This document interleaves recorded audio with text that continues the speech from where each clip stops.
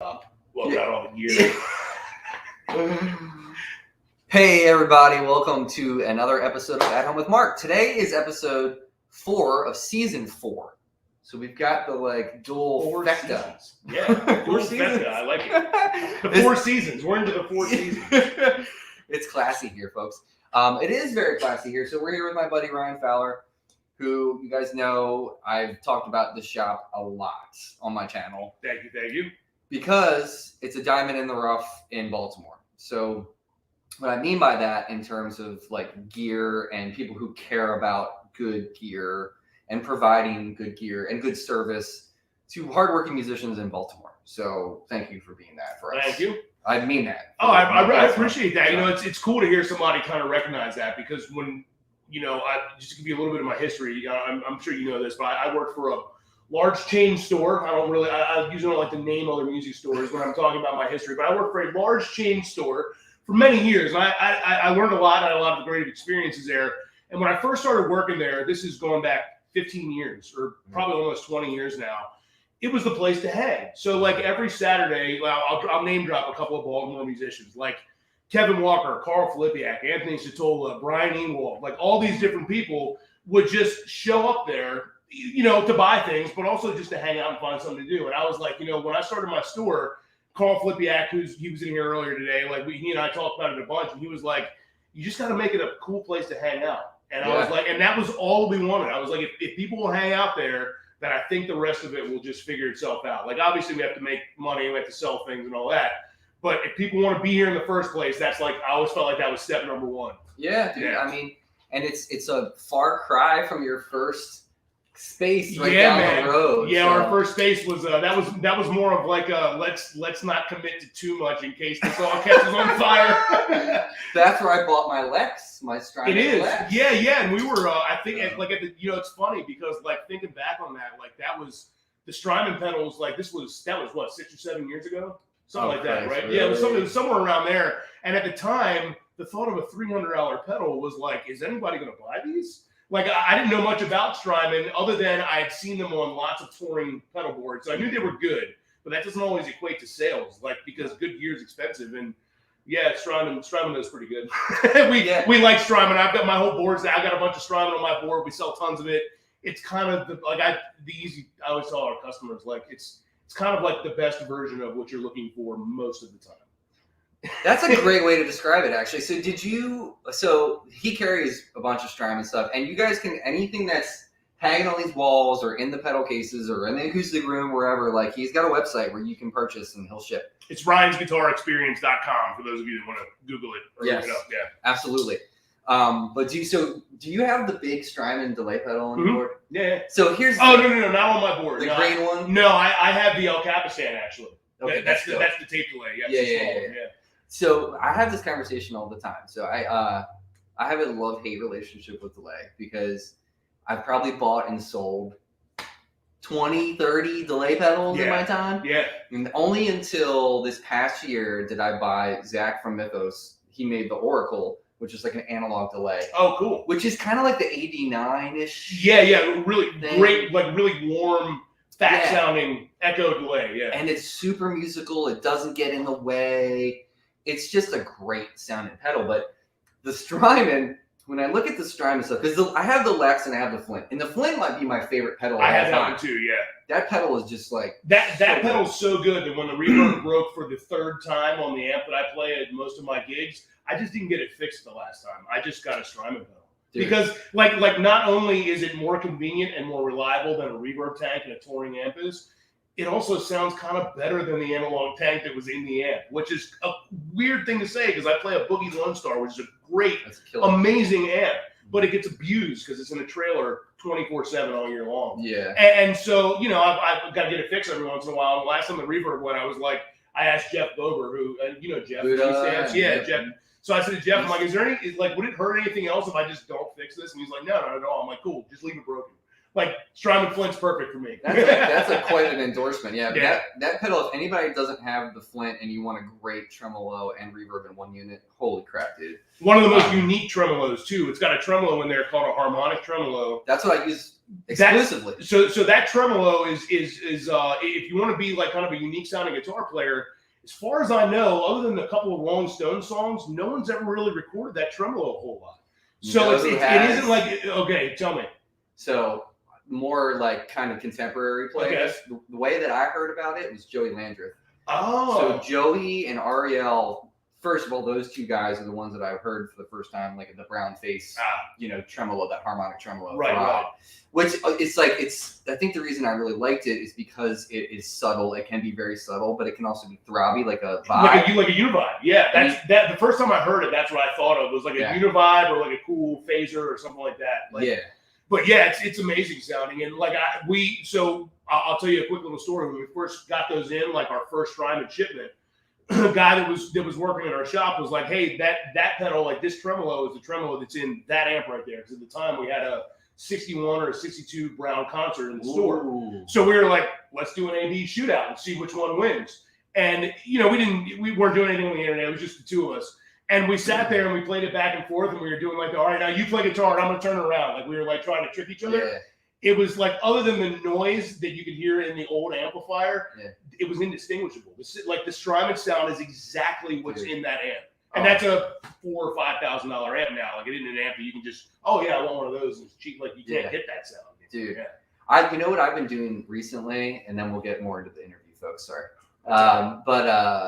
I've been using, so the other day, I noticed that I had my Univibe on, which is the Jesse Davey 1968.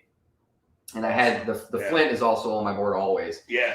But I accidentally had the Flint harmonic trem on and the vibe. And I was like, ooh, what's that sound like? This is like super chewy and like throbby. I'm like, why does this Univibe sound so good today? I was like, oh. Right. Because you accidentally stacked it with another cool pedal. But I think I discovered something. Yeah. Like it really has this like chewy, like.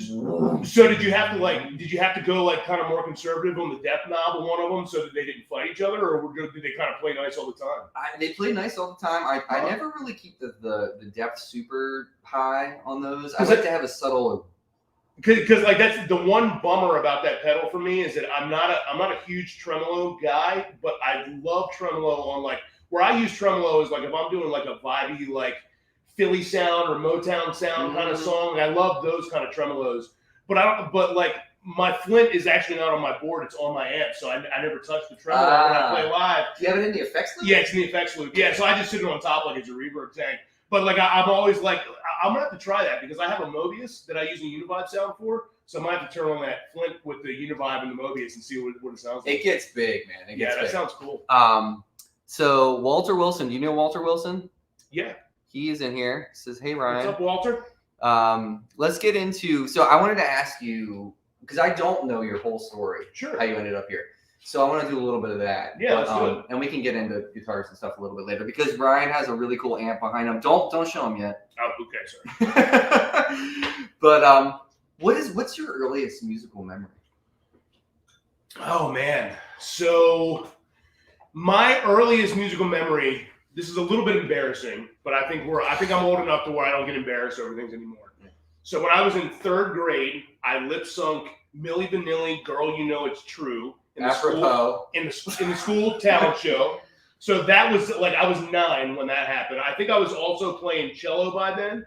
But my earliest real memory, like I was a bad cello player. I had no interest in cello other than it was like my 9-year-old brain was like, well, a bass is way bigger than a guitar and a violin's way smaller. So give me the middle one. Like I just wanted the one that was like, obviously they're not similar. Right. But in any case, so I think before that, I remember being really into Born in the USA from Bruce Springsteen when I was a little kid. Like to the point that I'm pretty sure my parents would get me to like sing it at parties. Because like I have very vague memories. My parents had like that I grew up in this townhouse in Arnold, and my parents would have like, all their friends over for like, I don't know, it was a Christmas party, what it was, some kind of parties or whatever. And I definitely remember like my dad's boss would do karaoke to Luther Vandross or Barry White or something like that. And then I would do like karaoke to Born in the USA, like with the, the ripped up jeans and like I had a little bandana like Bruce and the whole thing. So that was probably the earliest memory. Long answer, but yeah. Okay. So then how old were you?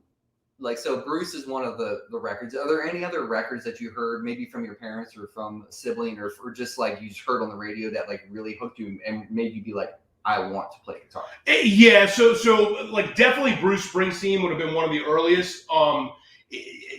This isn't one of my favorite artists, even though he obviously had a brilliant career. But Frampton Comes Alive. Like my parents had that, my dad had that record. Mm-hmm. So like I remember like I got a lot of the rock influence from my dad. So he was into all the '70s rock. So really like huge Springsteen, that was the main one, but also like Tom Petty and John Mellencamp and those kind of guys. Mm-hmm. And then my mom was like really into both the Beatles and the Britpop stuff. So she loved the Beatles, but she also loved Motown. So like I can remember waking up to go to school and like Baby Love by the Supremes was on the radio when I was a kid.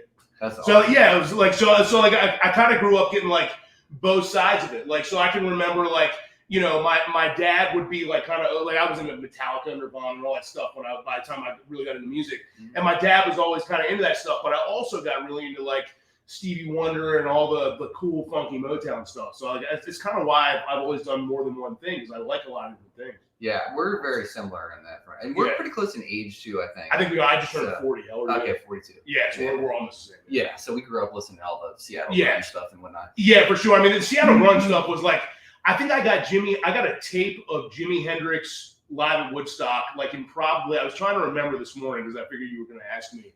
It was probably like 1989, so I'd been like 8 or 9 years old. Okay. And I remember like just picking it out, and it was like a guy with a guitar, and I knew I liked guitar, so that was the tape I got. And like, so I remember I got that tape, and like, it was one of the, there's more than one of these moments for me, but it was one of the first times where I was like, I don't know what this is. Like, I don't understand what these noises are. I don't know what any of it is. All I know is that it's awesome. And this guy is, there was no YouTube in the 80s, but obviously, like, everybody had seen a clip of Jimi Hendrix playing guitar at that point. So, dude, that's what I was going to say is, like, at that time in 89 or 90 or whatever, so, like, we couldn't, if you went to the record store and you saw like a front cover of a record, like an LP that you were like, wow, that looks cool. You had no way. There was no iTunes to preview songs. There was just had to like take a risk. Yeah, you just had to roll the dice. Like imagine if every record you bought, unless you had heard it on the radio, you didn't know if it was a good record or not. Mm-hmm. Like, I mean, obviously someone recommended all that stuff, but yeah, it was really different back then. But like that was back in the days when you could like discover something based on the like just what it looked like. Like I'll give you like the last time that actually happened to me,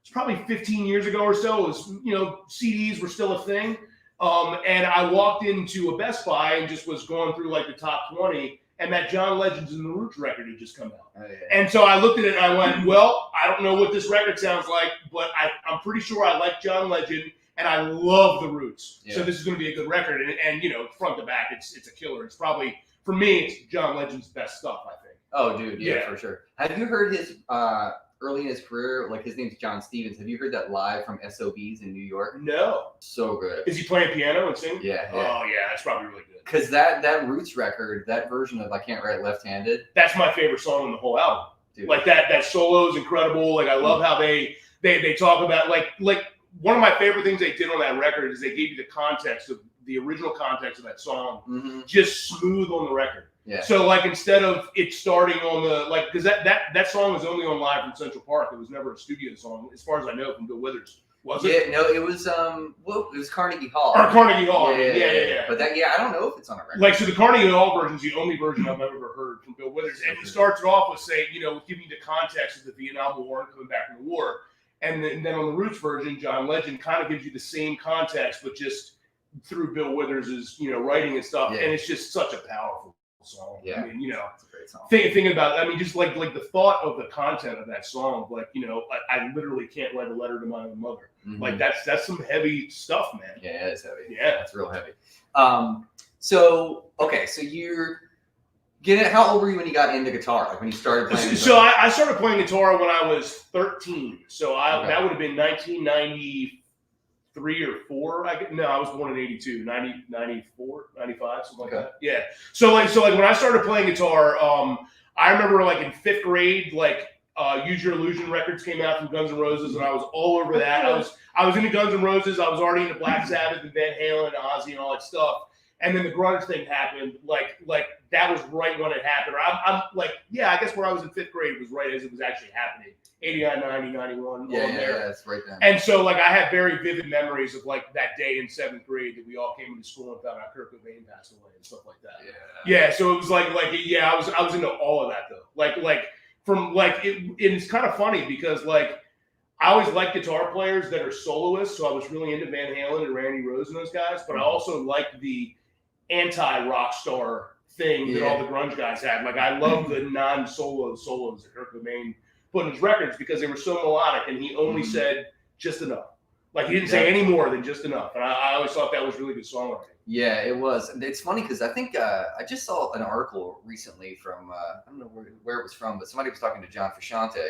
Oh yeah, and just talking about like Kurt Cobain and like, what do you think of him as a guitar player, blah blah blah, and all that stuff. And he was like, actually, man, he was a great soloist. I thought people don't think he is, but like maybe he wasn't like a bebopper. Yeah, but homeboy like understood melody.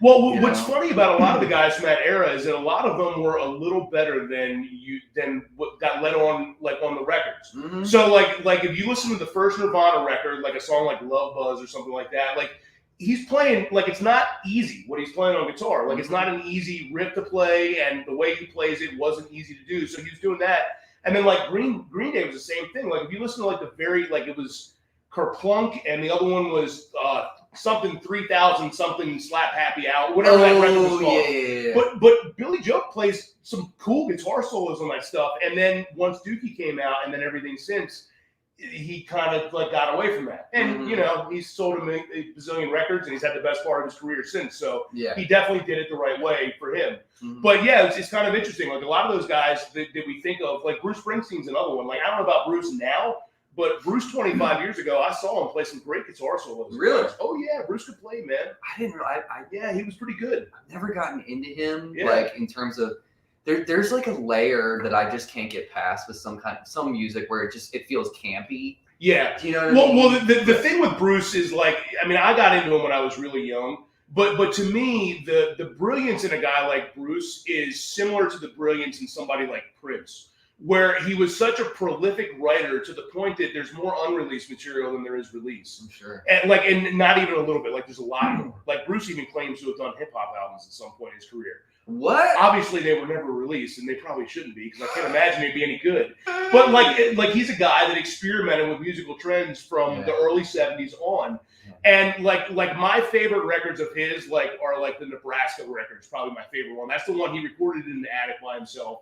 Every song is like a Johnny Cash song where he's telling a story through someone else's eyes. Like, my name's Joe Roberts. I work for the state. Like all these these Johnny Cash songs where it's always about some outlaw. And that's kind of what I always liked about Bruce. It's like a biographical. It's a lyricist. He can't be touched. And that was to me, that's kind of his brilliance. The rest of his brilliance, I think, is more about his band. Like the E Street Band has a sound that no other band has. But it's not like the band as a whole. It's kind of like the piano player, the bass player, and then I guess maybe not even the drummer so much. Like it's really the piano and the bass. Like kind of if you took either one of those two players out of the band, it's a totally different band. Yeah, makes sense. But Bruce is a live act too. Like if you a lot of people will they're kind of he's kind of like U2, where I've never been a big U2 fan, and everyone's like, oh, we'll just go see him. And I'm like, well, I'm not a fan of it. The ticket costs $400, so I'm not gonna go. But I'm sure I would like it.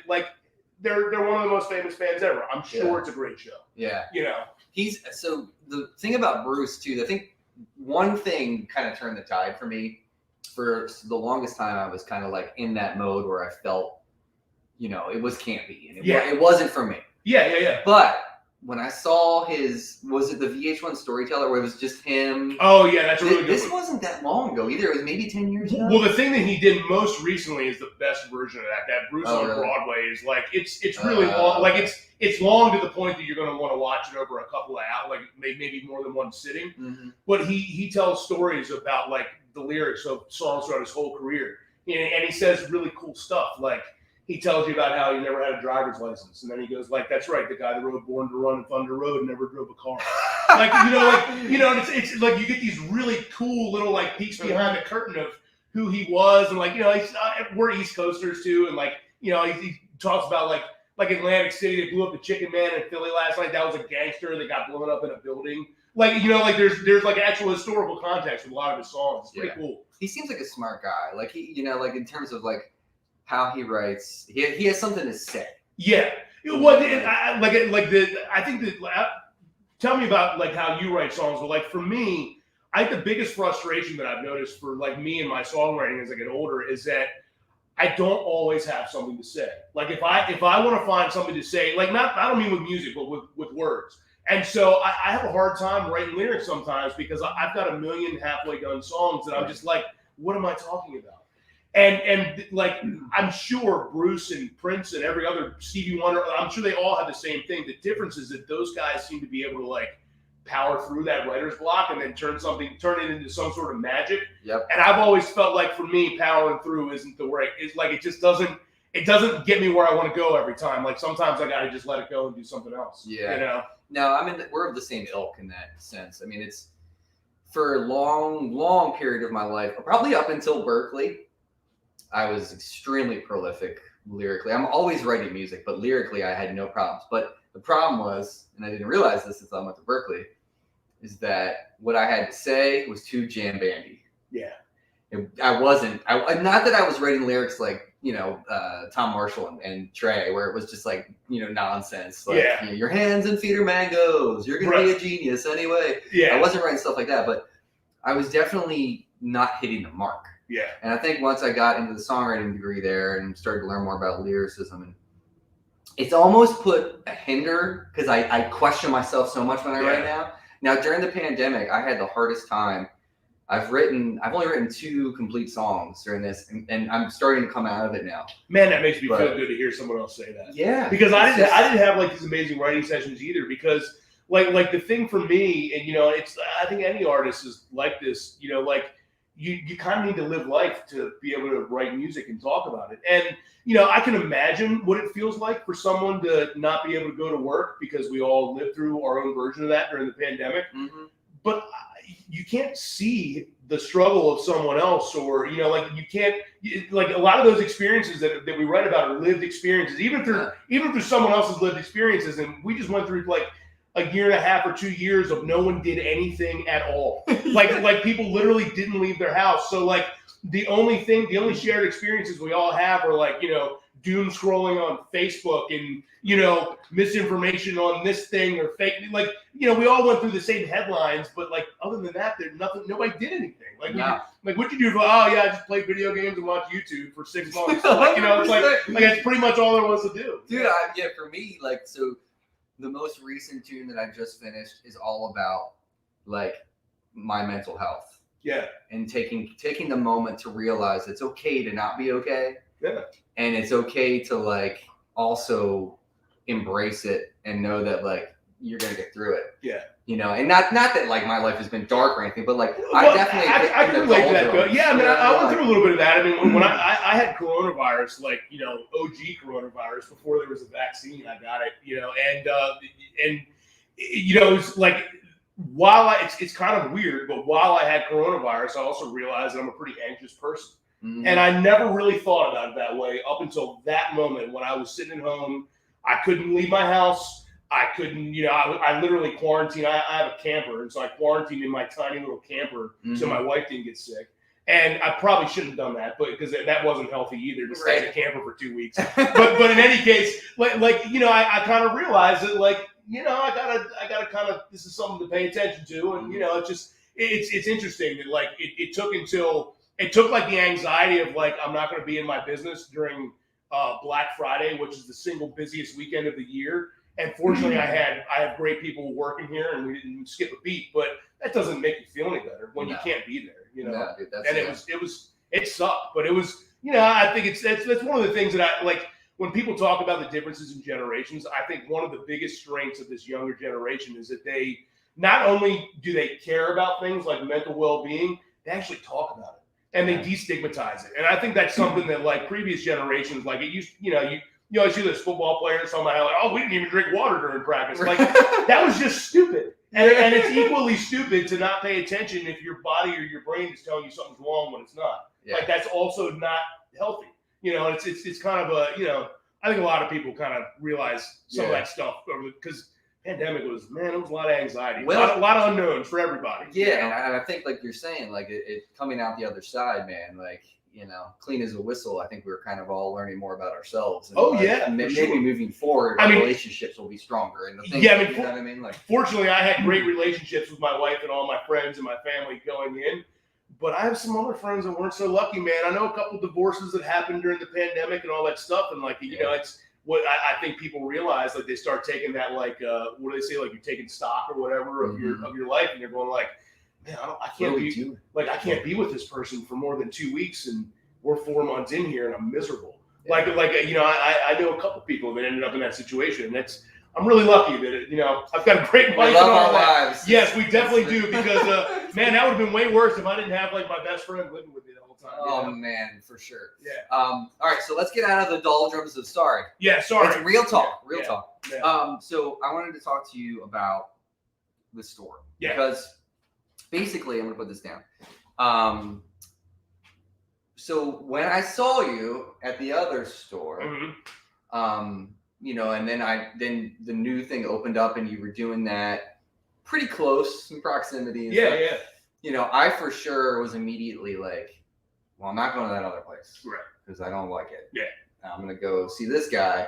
And then when I walked in and I recognized you, you've just always been extremely helpful. And I'm sure that this endeavor in your life has been pretty stressful. It's a lot. Yeah, it's a lot of stress. I mean, like, put it this way. I just turned 40, and my wife and I now own a house after all of these years of renting. And the sole reason that I haven't owned a house for the last 6 years is because I was afraid that if my house was wrapped up into some sort of business deal and the business went bad, I would lose literally everything. And so it's a lot of stress. But you know, it's an interesting, like being in business for yourself is kind of interesting, because like you get more comfortable with taking risks. Like they say that people that are entrepreneurial, like just by nature, are more risk-taking people. And I'm definitely that kind of person. Like I'm not the like, yeah, I'll jump out of an airplane. Like I'm not that kind of risk taker.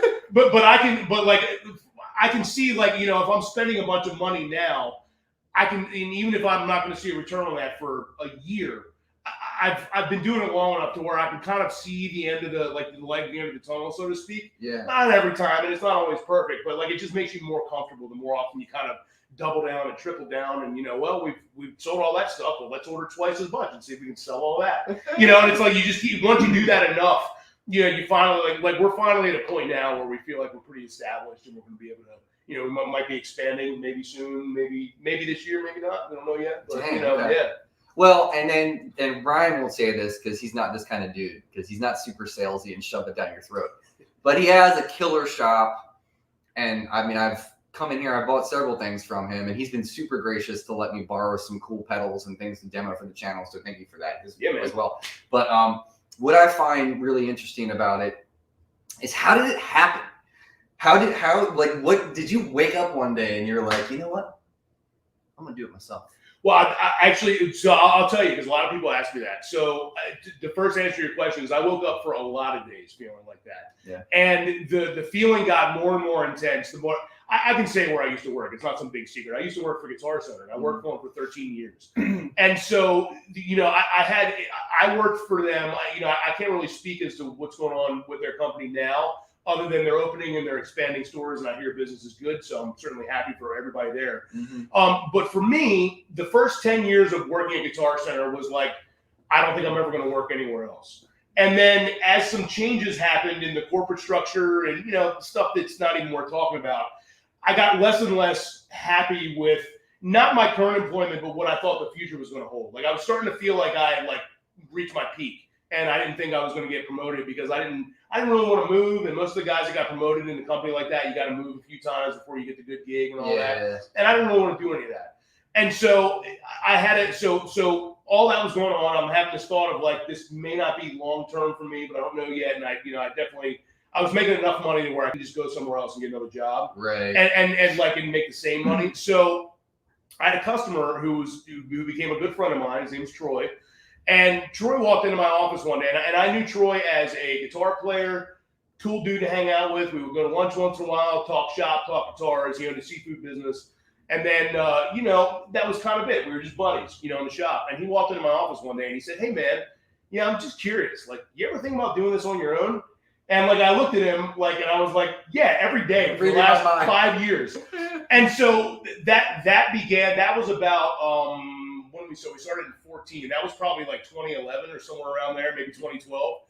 And for the next couple of years, I still worked at GC all that time. But for the next couple of years, we would casually go to lunch and talk about what it would be like to own a business together. And we talked to some other friends of ours, people, a couple guys around town that that ended up, not doing it for one reason or another. But we talked to a few other folks around town, and we kind of had this. We went through all these different business models. So like originally, it was going to be like, I was going to run the retail, and we were going to get this other guy to do repairs, and this other guy to do lessons, and like it was going to be all people that we thought everybody around town would know. Mm-hmm. And we're going to open up like this 6,000 square foot monster of a store, and we're going to be a direct competitor to Guitar Center. Well, that amount of inventory is like unattainable almost. It's a lot of money. So that didn't work. So then we decided to try and look for a model that was like a little smaller, and we just kind of got away from it for a little while. Well, at one point, Troy called me up, and he was moving through a pretty good chunk of a nice sized guitar collection that he had kind of just,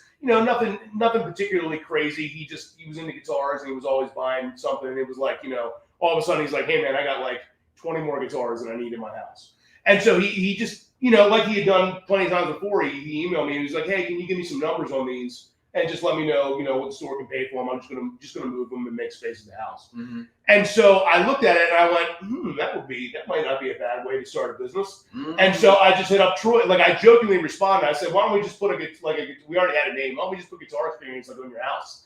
And that turned into, we're gonna take this inventory. We're gonna get some money from a bank, and Troy helped me with all the finances, and he's kind of to this day he's still a mentor of mine, and mm-hmm. We just talked all that stuff through and figured it out. And, here we are now.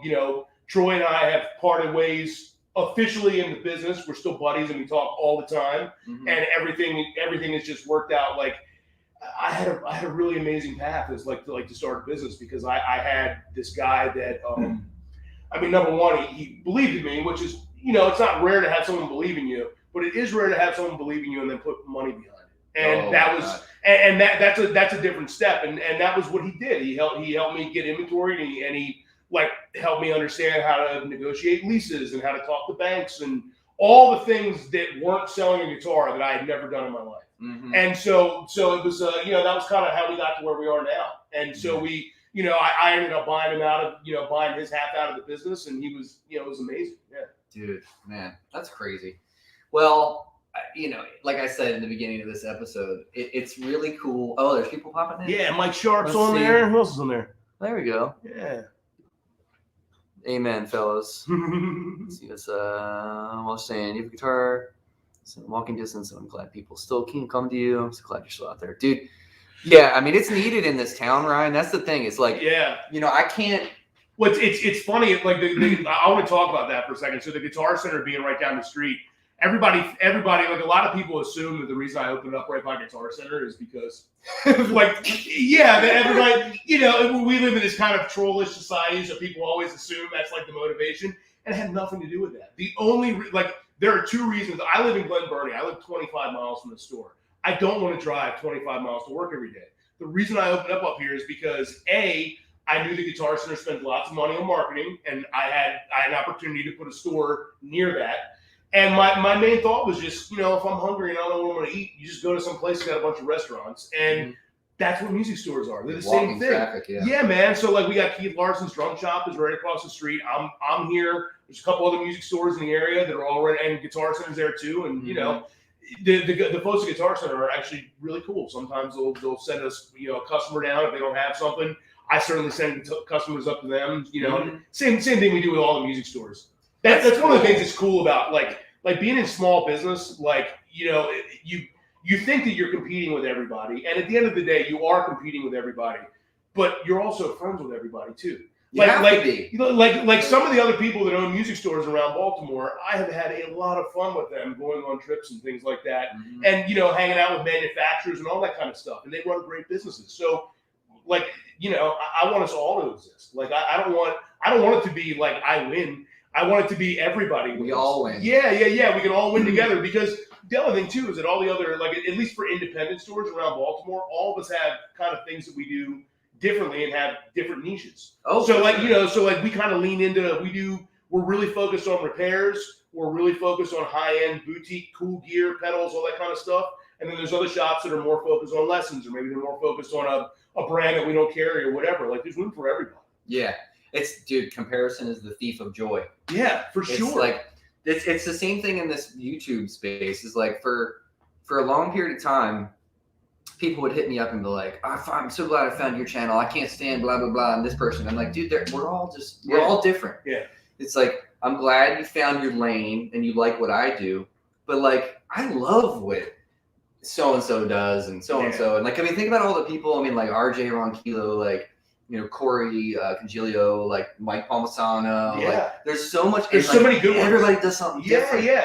Everybody. Well, yeah, and I think like one of the things about YouTube that's really apparent is like, you know, when you start looking for opinions, especially if it's something like guitar. I'm into guitar gear and I drive a Jeep, and Jeeps are real gear-oriented trucks. Like there's a million different things, you know, everything from like a doorknob to an antenna. There's 40 different ones that you can buy for your truck. And so like, you know, I'll watch these videos on there, and like one of the things that I see all the Jeep guys do is like they go on these big off-road trips, and it'll be like 6 different dudes, and all of them have these really cool YouTube channels. So I'll watch one guy, and then there's some other dudes, and then I'll go to his channel, and that's how I find that guy. And that guy's, you know, that guy's into off-roading on the beach, and this guy lives in the ocean, and this guy, like, you know, it's like they all have something a little different. It's cool, man. Yeah, it's like a great community. It's just the best. I mean, I think that you know, the one thing that I always like try to remind myself of, especially in music, is like, you know, all of us have been in a situation where, like, you know, you think you're opening for a band that's not as good as you, or whatever. Like you always have a thought, like it's your ego talking is what it is. Yeah. And I always try to remind myself that like the whole reason that I did this is because I didn't like the hyper competitiveness of sports. So why would we want to turn music into that? That would be awful. Like we all want to go out and play and have fun, and you know, I guarantee you, I've played plenty of gigs where my band sucked. Maybe not the bands I'm in currently, but I've definitely had bands that sucked. Everybody has, you know. Best in Mike Sharp said best in town. You know, like all the guys, gals on his staff. Ryan is really a joy to see. Thank you, Mike.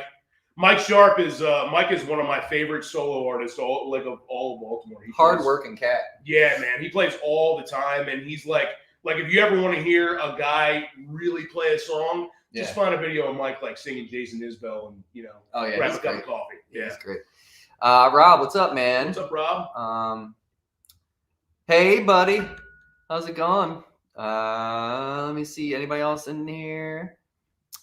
Nobody else in here yet. Or no comments, I should say. There's plenty of people in here. Nice. So let me, since we're running out of time, let's dig in. Okay. Yeah. Everybody was freaking asking about this. Yeah. Ryan has some SE Silver Skies. Now, that's cool in and of itself. Well, we got to put it on the see SE right there. It's not the American one. No stigmas here. Yep. All right. So that in and of itself is cool, but Ryan, shift a little bit so people can see what is behind you and tell them what that is. All right, so it looks like you can see it. So this is a 69 Marshall Super Bass. This is a 100-watt head. For if you don't know, Marshall basically made 2 amplifiers in the late 60s. They made I'll come back up. Marshall basically made 2 amps in the 60s. A couple different versions of. They made a Super PA, which was this with 8 inputs. They made a Super Bass, which is this amp, and they made a Super Lead, which looks exactly identical unless you look at the back panel on it. So the obvious idea for all of them was that a lead was for a guitar, and a bass was for bass, and a PA was for your microphone. Well, guitar players have kind of taken them all over. They all what we've realized over the years is that all of those amps are better for guitar than they are for anything else. And so famously, the 2 most famous super bass players that I'm aware of, maybe not most famous, but 2 guys who played them a lot. Actually, another YouTuber. I shouldn't call him a YouTuber because he plays on a bazillion records. Tom, how do you say his last name? Bukovac? Bukovac. Yeah. Yeah. So he's awesome. So he's a brilliant guitar player. He's really into super basses. I think he has quite a few of them, and I'm sure he uses them on quite a few of those big hit records that he's been on. Yeah. But if you go back a little bit, Richie Blackmore from Deep Purple used super bass, and so did Dwayne Allman.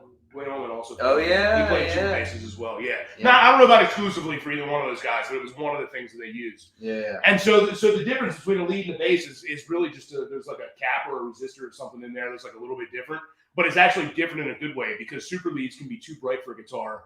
Most basses are like just what we want to hear. So, Okay. Yeah. So we should probably hear this thing, right? And I want to play that too. Yeah, I want you to do it first. Oh, okay. I was gonna say you're freaking shop. All right. I'm gonna just so let us know, guys, if it's distorting or whatnot. But let's crank this sucker up.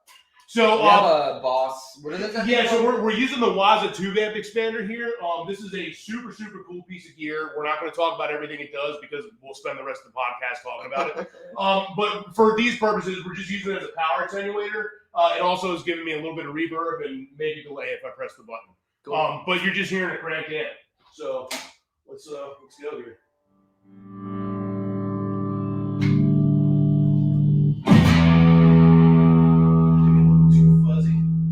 Let me know if you guys can hear me.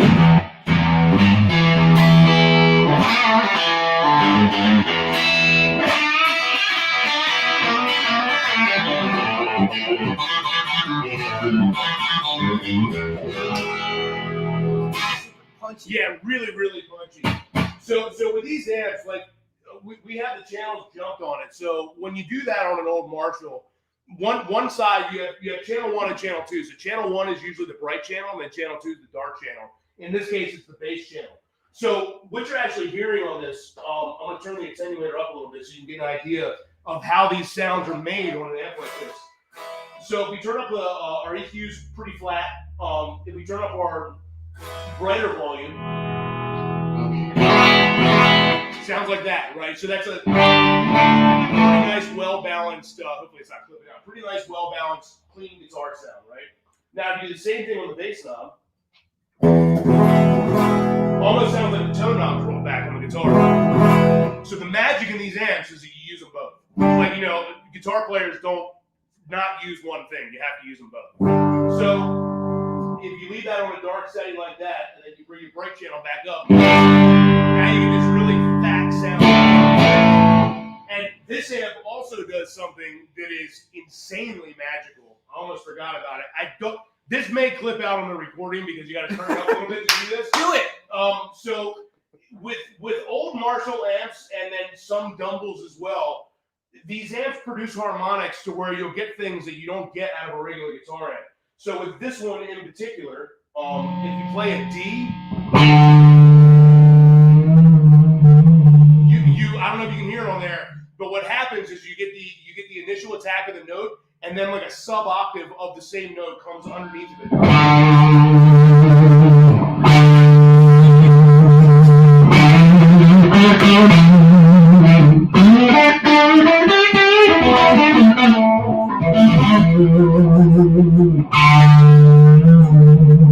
And it also does it like if you drop D to guitar, it'll do it on that D too, so it goes way down.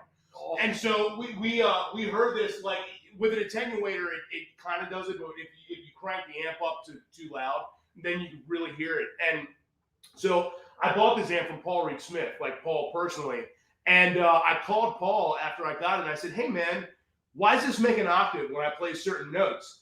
And like in the most Paul way possible, he goes, "Because it's amazing, and that's what amazing Marshall amps do." But my real question was like, have you ever heard one do that before? And Paul said, yes, the good ones. That's why people buy them, because they do things like that. And they're all a little bit different, and it's why people like Eric Johnson have been buying Marshalls for 30 years, always looking for the most magical one. Mm-hmm. And they're like little unicorns. Like every one of them is or snowflakes. I mean, every one of them is like a unique little thing. Yeah. I've had a lot of these Marshalls, and I've never had two of them that sound alike. So, and you were telling me a little bit before this about the grill cloth. Yeah, so that's another. Yeah, so we I started to talk about the grill cloth, and Mark stopped me because he wanted to talk about it on the podcast. So the cabinet we're playing this through is a you can't really see it in there, but it's a 72 Marshall cabinet. But it actually has new speakers in it. So the speakers in it are, I believe they're They're a prototype of a Celestion Alnico Gold 50. So they're a 50-watt Alnico Gold speaker, I think. I'm pretty sure that's what they actually are. They say like Celestion Special Order proto something. Or there's something that they make for Paul. Right. So this is I got the cabinet from Paul. So in any case, we were Paul and I. Paul's bought some crazy, like really expensive Marshall cabinets over the last couple of years because they, on top of designing the regular PRS stuff that Paul has always designed, they did this Jimi Hendrix amp that they released, and you can, we don't have one in here, but we'll have it in here at some point. And so they went through all these different cabinets, and one of the things that Paul told me, I helped Paul get a couple of the pieces of gear he bought for that project, like just random little things. Like I can't take any credit for anything other than I helped him get one of the cabinets that went into one of the shootouts, and I bought a couple of amps from him when he was done with them. But in any case, we were talking about cabinets one day, and I said to Paul, like, why do these old cabinets sound better than most new cabinets? And like, because I've had old Marshalls and I've had newer ones, and I've had old ones with old speakers and newer ones with old speakers, and I've had them every way, and the old ones always sound better. And so the first thing that Paul said is that the cabinet construction is a little bit different. So if you pick up this cabinet versus like a brand new 1968, immediately you'll feel a weight difference. The new ones are a little bit heavier. And the reason for that is because they're made out of it, like the wood, the actual wood they make them out of is different. I don't know how it's different, but it's different. Is that pine?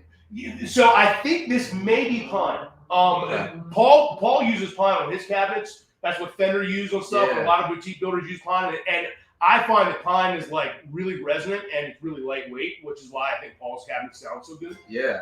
But the real epiphany with these is it is a construction, like that's part of it. The way it's baffled on the inside is like, because if you look at the back of a Marshall cabinet, like there's a screw in the middle of these that's not on the new ones. It's because of the baffle on the inside. So it's just like, it's kind of just part of the way it's like screwed together. So that's a little different, but the real difference is the grill cloth. So if you look at this grill cloth that's on this cabinet, there's almost no holes in it. Like it's like a solid piece of material. And this sounds kind of funny, but that piece of material attenuates the treble on the cabinet significantly. And so the reason, like what Paul said to me almost verbatim when I picked this cabinet up, is that the reason people like Eric Johnson are not deaf is because they spent most of their career playing loud, but it was loud in front of these kind of cabinets. And so these cabinets don't allow that harsh treble frequency to come out of them because it's just the grill cloth there's no holes in it. And so like if you look at like a new grill cloth on a Marshall or almost any other amp, you can almost always see the speaker through the grill cloth, which tells you that it's either really thin or just there's a lot of holes in it. Yeah. And so what they've gone for specifically, I don't know what the material is or where they got it, but the new PRS HX cabinets, they have a grill cloth that's similar to this, where it's it's kind of mimicking that style of the Marshall. It doesn't look like a Marshall cabinet, but it's the the idea is to get closer to that sound. Man, that's crazy. Literally the curtains in front of your speaker are why old cabinets sound different. That's kind of the moral of the story. The more you know. Yeah, right? Weird thing. Dude, that's you gotta play this thing. Yeah. So the original Silver Sky that I borrowed from you a few weeks back, I liked a lot. Oh, that's crazy, man. That pot is like almost wild. Oh, yeah. Oh my god, dude. I mean, I have to do this for 1 second. Yeah, it's exactly that sound. Man. Yeah. So here, this will be fun. We'll play a little bit like that. I'm going to turn some knobs. So the first thing we'll do is turn up the bass knob a little bit.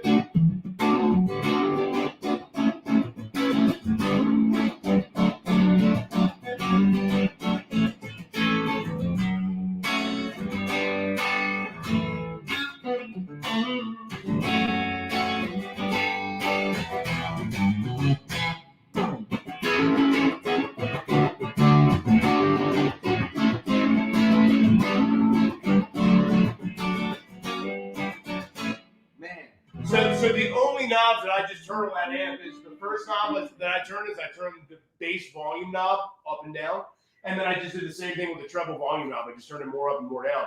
And so, with a lot of vintage amps, the EQ section it is technically an EQ, and treble does change treble and all that stuff.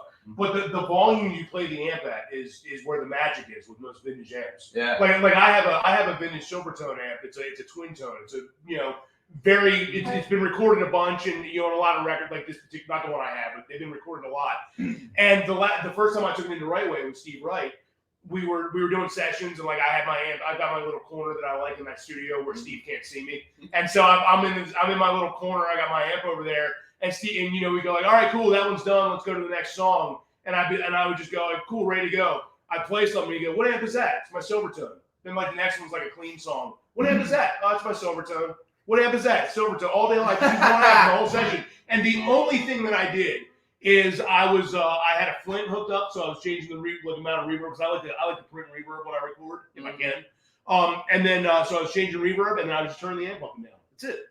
No overdrives, no pedals, no nothing. Yeah. If I wanted more drive, I turned it up. If I wanted less drive, I turned it down. Is that the like Jack White amp?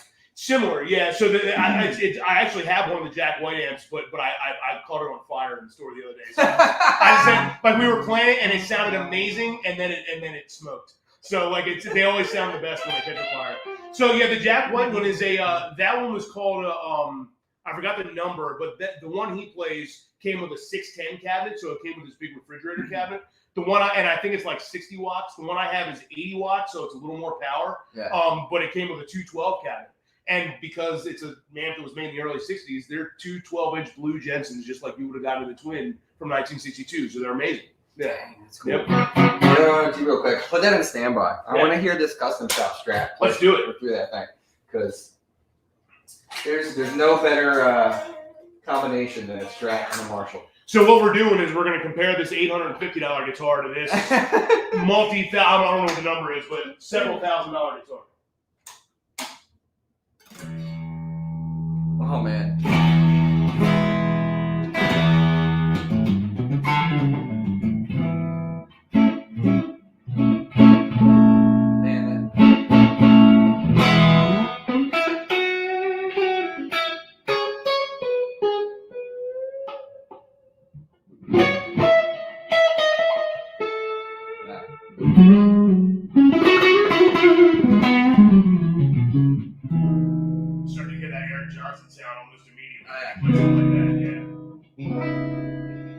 It's got this like. So you have your volume all the way up right now. All the way up, yeah. So now do this back it off and then back it off by about a quarter or half. Now you're getting like more like that John Mayer kind of sound.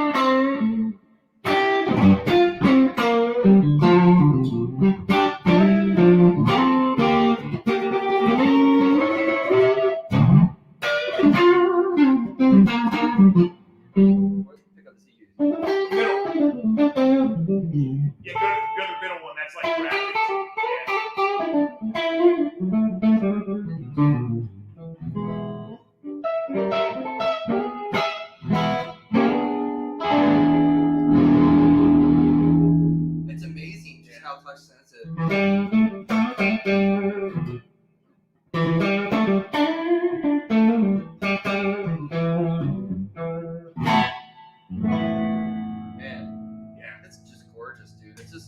I mean, like, that alone is worth the price of admission. Yeah, like whenever you play a Strat into an amp like that, the first thing you got to do is you got to give it that good old like C rig on, like open E or open A.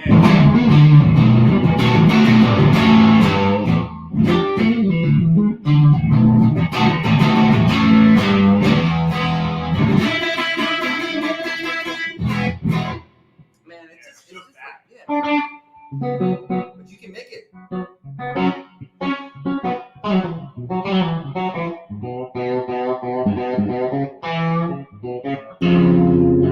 So that expressiveness is part of the reason that these amps are so magical.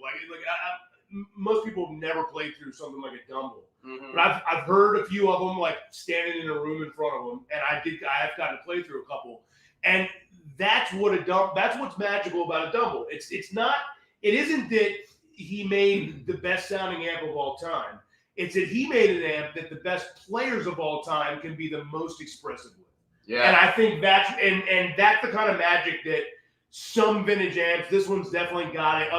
People call it mojo or whatever they want to call it. But that's when people say that like a piece of electronics has a magic sound to it. That's what they're talking about. Like because like when you were like bending those notes and like when you start doing things where you're really kind of listening for like the interaction of the amp before you change something in your playing technique. Not every amp does that. Like you can't just buy a brand new Fender Twin and expect it to be that expressive because it's just not. It's nothing wrong with them. It's just different. Yeah. No.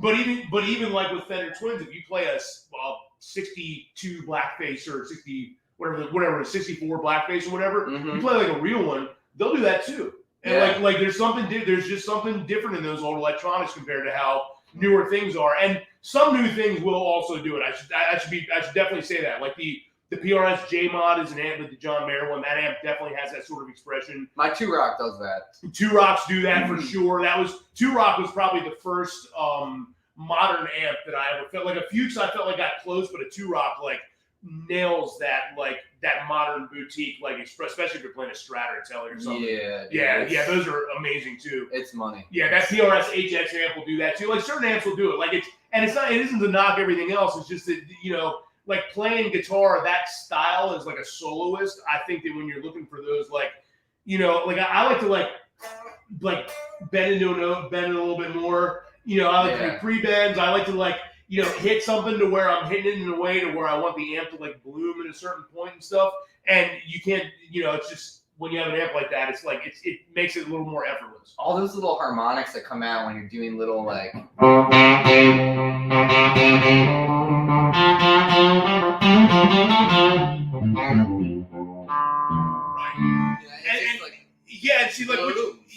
What you hear in the room is that you hear two things. You hear all the imperfections, but in a good way. Like there's some amps to where if you try to do that, it would sound harsh or it would sound unpleasant from one reason or another. Mm-hmm. And these are the kind of amps where as long as you don't flat out hit a wrong note, which all of us probably I did 7 times. We do that, right? We do that occasionally. But like as long as you don't hit any like out and out clunkers, you almost can't make them sound bad because they're just so expressive. Yeah. And like they're expressive at every like turn of the knob too. Like a lot of guitar players just plug guitar and they turn all the knobs up, and I do that too a lot of times when I'm playing. But like you really let me see your cable real quick. Like one of the things I've been playing with lately that I've never done before, but a lot of really good players do is. So I like that kind of like warm neck pickup sound with guitar.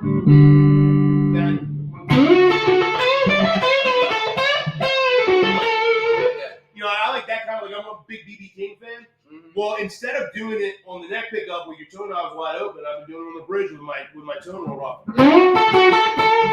Yep. And like what's different about that is that you can get as much attack as you want, but you can still have this like round fat tone. And I'm probably the 4 bazillion guitar players. John does that. Yeah, John Mayer does that. I mean, like Marcus King does it. That was actually where I got it from. I was listening to this Marcus King song. It was like, you ever hear it? It's a song called "Stubborn Pride." It's on the new Zac Brown record, which is like, I'm a fan of that kind of Americana country style songwriting. Mm-hmm. And it's like, it's one of the first guitar solos I've heard in years where I was driving and then I went, what is that? Yeah. And then I turned, and then I like skipped it before I even got to the end of it. Like I went back because I had to hear the beginning again before I could even let myself hear the rest of it. And he takes his solo on it, dude. There's a live version on YouTube too. It's incredible. That guy's ridiculous. He's really ridiculous. Good. Yeah. All right, what else is going on here? So, and then we're almost. Oh my gosh, we're almost at an hour, Ryan. Recently moved to Fractal modeling setup and have been very happy with the tones and abundance of options available in these units with the advancement in technology and convenience. Where do you see this sector heading in the future? Amp manufacturers seem to be embracing IR technology as well. What's your take, Ryan? So that has been a hotly debated topic in our entire industry for years now. I mean, I can think back to 10 years ago when we all thought the Line 6 pods were going to put amp companies out of business because, it was actually more like 20 years ago because, I don't know if you remember when Weezer put out the Blue album in 98 or 99 or whatever year that was. Yeah. Not the Blue album. The one that has like hash pipe on it and stuff. Whatever that one is. Yeah. Like the early 2000s. green record. Yeah. Whatever year that record came out. Weezer was one of the, at the time, Weezer went on tour with all Line 6 Pro Pods, the red rack mount ones. And then the same summer, A Perfect Circle put out a brilliant first record, and the whole record was Line 6 Amp Pod, or Amp Farm, computer. So that's where that's where all the guitar sounds came from, or most of them. It's crazy. And so everybody, I think there's a world for both. I think that digital technology is gotten to a point where, for some people, it can be like this amazing new thing, and you can discover new things. And then for other people, it's the bane of their existence. So like a Fractal, a Kemper, I have a Line 6 Helix. All of those are incredible tools for making sounds. But if you're the kind of guitar player that wants to just sound like that, you don't need all of those things. You just need that one thing. Right. And that one thing might be way more expensive, or it may not be, or whatever. So I think it depends on what kind of player you are. Like for me, I bought a Helix. I was on a tour with G-Love a couple years ago, pre-pandemic, and I wanted to take a Helix and 2 guitars and nothing else on the whole tour, because we were vanning it. We were following a tour bus. We were an opener. Yeah. I didn't want to have a bunch of stuff to deal with. We didn't have any crew with us either, because it was, money was tight, as it always is when you're opening on a tour for somebody. Yeah. And so in any case, I liked the Helix so much that I kind of played it in my studio for about a year, but now I use it out with my other band, and I use it a lot to record. Yeah. So my band Veer, which I haven't even mentioned yet, I play 2 bands, Telly Bell Band and Veer. My band Veer, if you listen to the last 2 songs that came out, all the guitar and bass on both of those songs is the Helix. Really? Yep. Nice. And I never thought I would be that guy. Like I bought a Line 6 amp in about 97, played it at 2 gigs and sold it, and thought I wasn't going to get another one ever again, and here we are. Dude, the technology's come around. It really has, like, to the point where, it's not discernible for the regular Joe Schmo. You can't tell.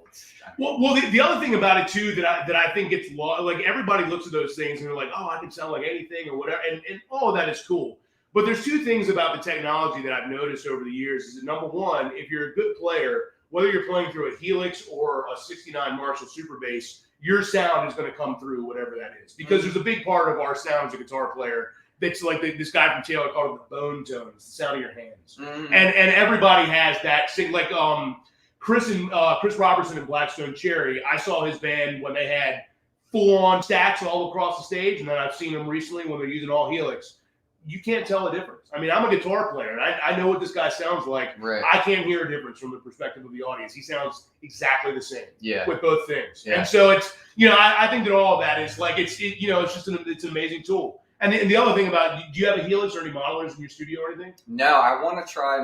My bass player is a huge fan of the HX Stomp because he plays guitar. That's a great. It's the same thing. Yeah. So I wanted to try that and see how that is, and then gauge whether I want to buy one. So what you'll find when you use one in a studio setting, and this was the biggest epiphany that I had, is that when I was thinking about getting one, I was talking to Chris, and at the time, Chris was like, he bought all of them. He bought a Kemper, a Head Rush, a Fractal, and he got all of them when they were off tour. And he wanted to figure out which one was going to work for him. Right. And so what I realized, or what he was telling me, is he said, when you plug one of these things in, don't try to recreate the sound of your awesome guitar amp in the room. Think about what your guitar sounds like after it's been recorded, and go and find that sound. And if you find that sound, that's the sound that you're looking for. And so what I found since is, like, think about if you're recording, like I was saying, like recording in a room where the engineer couldn't see me. Like, you've done that a million times in the studio. You play something, you put your guitar down, you take off your headphones, you go listen, then you're like, let's move the microphone. You move the mic, do it over again, and rinse and repeat maybe 100 times until you get the tone you're looking for. Mm-hmm. With a Helix, every single turn of a knob is instantly what's going to print on the record you're recording. Yeah. And so, there's pluses and minuses to both, but it's I find it a really powerful tool. It's interesting too because those scenarios. And Kemper and Fractal was the same thing. Like they're it's kind of pick your poison. I think they're all good. Yeah, and I think that it's interesting too because the idea behind the technology and what people were doing with the Kemper and everything, and when you record in a studio and whether you're recording into Pro Tools or you're recording to 2-inch tape or whatever it may be, I've definitely noticed that my guitar sounds more like how my guitar sounds in the room if I mic the back of the cone. Oh, that's interesting. So you stick a mic right in the back of your front and back, and I've never done that before, and I've never gotten better results. I cannot believe that I've never stuck a microphone behind a cabinet before. I started doing that in like 2009 or 10. That's crazy. And it's funny because I was watching a podcast. Do a lot of people do that? Because I've never seen like where did you get that idea from? I just tried it. I was experimenting. Huh. And I was doing something for TV and film, and I was like, I can't get this because I had a 1971 Fender Twin, and I was in an apartment in Salem, Massachusetts. Right. And I'm like, okay, I can't really play super loud. Why am I losing the sound that I'm hearing in the room? I was like, you know what? Let me just try. I'm gonna put a room mic in here. I'll put one on the front, put it off access. I'll put one in the back, and then like I would solo each mic and be like, oh my god, the back of that cabinet is what, you know. And there's some players, like I just watched a podcast. My buddy Sage Bonato, who has you remember Bonato Electronics? I've heard of him, yeah. So he does stuff every now and again, and he had Seymour Duncan on. He's like good buddies with Seymour, and Seymour mentioned it, and I was like, holy crap! Oh wow! Oh my god! Like that's the only other person I've ever heard that's so do funny. that. Yeah, well, it's like the So I got, when I started like recording a bunch, what I found, and I do it kind of differently. Like before, like when I first started recording, I would always like, you know, read an article and then do it the way that guy said to do it, because I felt like it was like, because my ideas were meaningless because they had no experience behind them. So I'm like, you know, I might as well just do what this pro guy says to do. Well, then when I had a solo to record on one of the Kelly Bell records, like, I don't even remember what record it is, to be honest. It was Too Far Gone is the name of the record. So that whole record, all the guitars happened in Right Way Studios except for one solo on a song called Other Man's Name. And it was just a solo over these offbeat stops, and I just wasn't feeling it in the studio. And, you know, it was just one of those things where you're like, I'm not going to frustrate myself anymore. Let me just try to do this at home. Yeah. So Steve said, he said, what kind of rooms do you have at your house? I said, well, it's a house, so no room or studio rooms. He said, all right. He said, put your amp in the largest, like whatever the bigger room is in the house. So for me, it's the front room in my house. And he told me how to mic it. He said, like, you want a close mic in here and then put another mic here, like, you know, another close mic. And he said, I want you to take a third one and stuff it all the way into the furthest corner you can possibly stuff it into and face the wall. So I put a C414 in the far corner, facing into the corner. And that microphone is probably most of what you hear on the record. Dang. And the reason for it is because, like, it's a spot where it's just guitar. Like, I'm playing over stops, so it's silence. And like that microphone in that corner is like it makes it feel like the guitar is still in the room with everybody else. Yeah. But like if you listen to just the closed mic tracks, like it would have sounded good, but not nearly as good as that one did. Man, I love all those little tricks, and like I love like putting a mic on a mirror in a bathroom. Like if you're miking an amp, have you ever done that, getting the reflection off of that? Like that stuff is just cool, man. I love it. Hey, because I want to do the lightning round and stuff. So Ryan also has right over my shoulder here is a killer acoustic room. Now I'm going to turn it just really quick. So in that room is a bunch of great stuff. But Ryan pulled out two acoustics really quick, and I want him to show you them because he's got so much great stuff. It's just like I'd be remiss if I didn't say it.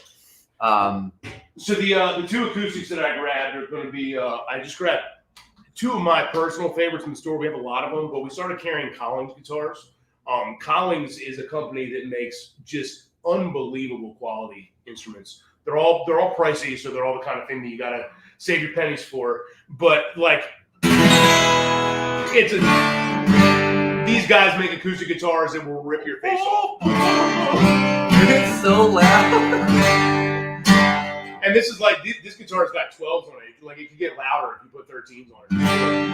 You know, I'm not a great acoustic guitar player, but like, so we do, Collins makes incredible electric guitars as well, which we have none of because they're so popular. We don't have it. Yeah, I want a I-35 LC so bad. Yeah, so we have those, like, we got to actually, I think probably this summer, July or August, we should get our first one of those. Can you please call me before you sell it so I can play it? Yeah, those won't be. I don't think they'll be pre-sold. Like we've been actually pre-selling a lot of Collins guitars. Like they have the Julian. How do you say his last name? Lage. With the Julian Lage Gretsch style guitar that they put out last year. That's been the one everybody's been asking about. Yeah. That's dope. It's pretty easy to watch him play and want his guitar too because that guy. Oh my god! Are you kidding me? Holy crap! He's my actually. All right, here you go, kids. Here's another little guitar rumor that we can dispel right now. So anybody that says a Telly won't intonate properly with a vintage 3-saddle bridge, watch that guy play guitar and tell me that he's out of tune. He's the most ridiculous player. He's incredible. He was at Berkeley when I was there, and I didn't know him. Oh wow! But like, it's funny, and someone said something about that, and like, I vaguely remember seeing him in the hallway. I wonder if he was that good when he was that young. Because that's always like he's always been. I think. Yeah, like because like you always wonder like I know some people. I wouldn't name names, but like I know one guy that like when we were in high school, he was. Like probably one of the worst guitar players amongst all of our friends. He is by far the most famous. I don't want to mention him because I don't put him in that context. But he's by far the most famous one of any of us at this point in his life, and he's a very, very good guitar player. So he obviously took a big step after high school, and at some point in his life, he took a big step and practiced a bunch of whatever. But I always wonder, you always wonder if people are like. I was talking earlier about Michael Jordan, and Michael Jordan was like an average high school basketball player, which is crazy to think about. Yeah, it's hard to believe. Like he was cut from his high school team. That doesn't make any sense. And so here's another one that we pulled out. And look at this. So first of all, really quick, what's your main axe, Ryan? Somebody's asking. Okay, so my main axe, I've got a couple of them. So I'm a big fan of PRS. As you can see from the, I'm a homer. I sell them, I play them, all that stuff. Yeah, Walter said PRS there. So I play two weird PRSs. I should have brought one of them. I play a PRS Special 22, which is it's got 3 pickups. It's a humbucker, a narrow field mini humbucker, and then a full humbucker in the neck. And then my other one is a PRS Studio, which is a humbucker and then 2 narrow fields. Nice. So those are my 2 main guitars. Nice. I also have a Starla. I also have a Vela that I like a lot. And then a couple of acoustics. Yeah. And we're in Maryland, folks. Yeah. It's like you gotta. But look at this. Look at the figuring on this. Look at the wood. I mean, look at that. Yeah, so this guitar that you're holding here, that's a Taylor K22 Ce. So that's that's about as nice of a Taylor as you can get without going to like a crazy custom shop. It's got all the fancy inlays. That guitar is big too.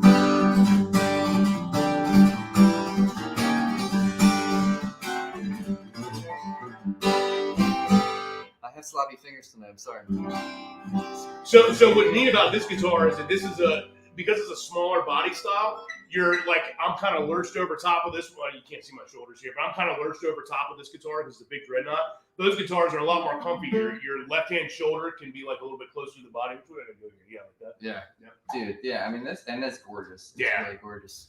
But, yeah, it's people always ask us like, what's the best guitar to buy, and I think it's just the one that inspires you to play the most. I mean, I've had guitars that are obviously we're kind of goofing off with some really expensive gear here right now, but the only reason I grab this stuff is because we like showing off the really fancy stuff. But there's been times where my favorite thing in the whole store is something that just costs a couple $100 or $100 or whatever. So there's a bunch of great stuff. Like he's got those cool Vox semi-hollows. That's a up really there. Neat guitar. Yeah, those are the Vox Bobcats. Yeah, those. But it's got some used stuff here. There's this cool semi-hollow Washburn. Or is that fully hollow? No, it's semi. That's a semi. It's like a 335. There's a semi block. Yeah. But I mean, it's just there's a bunch of great stuff. He's got the James Valentine back there. Oh, BV, by the way, buddy, I saw you. I don't know if you left yet, but be well, brother. We've got lots of cool signature guitars. So we just recently started getting American music bands in. Oh, so we cool. have anniversary Petrucci's. We have anniversary Steve Lukather's that are signed by each one of those guys right now, which is pretty neat. Yeah, so that Petrucci up there is signed by John on the back. Same thing with that purple Steve Lukather. We have the St. Vincent, which is talk about a weird body shape. Yeah, but have you ever played one? No. Dude, grab it. It's really comfortable. So for any of you that want to discount some of these newer artists, I raise you St. Vincent. Go and watch what she does and listen to her talk about how she makes music, and you will get into the mind of somebody that is just really, really interesting and thoughtful when it comes to what she does and how she does it. The neck on that's cool, man. Yeah. So it's a really flaming. Oh, wow. Yeah. It's like it fits perfect on your lap. Are these gold foils? Yes. Yeah, so that's the new version of her guitar, which has the gold foil style. It's a Music Man pickup, but it's a gold foil style. Huh. Yeah.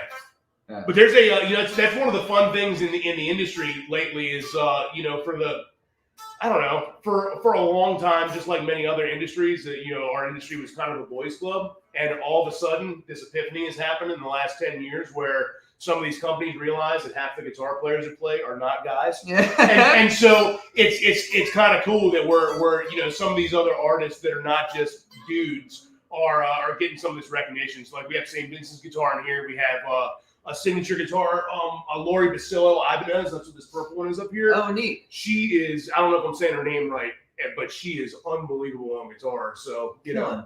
Yeah, so there's a lot of really cool female artists out there right now, too. Oh, he's got a Guthrie guitar in here. Yeah. He's got some Reverends. Yeah. Are you going to get some of those Gristle Masters? Yeah, so there's that yellow one up there is a Gristle Master. So that's a great talk. Nice. Yeah, we have one. Yeah.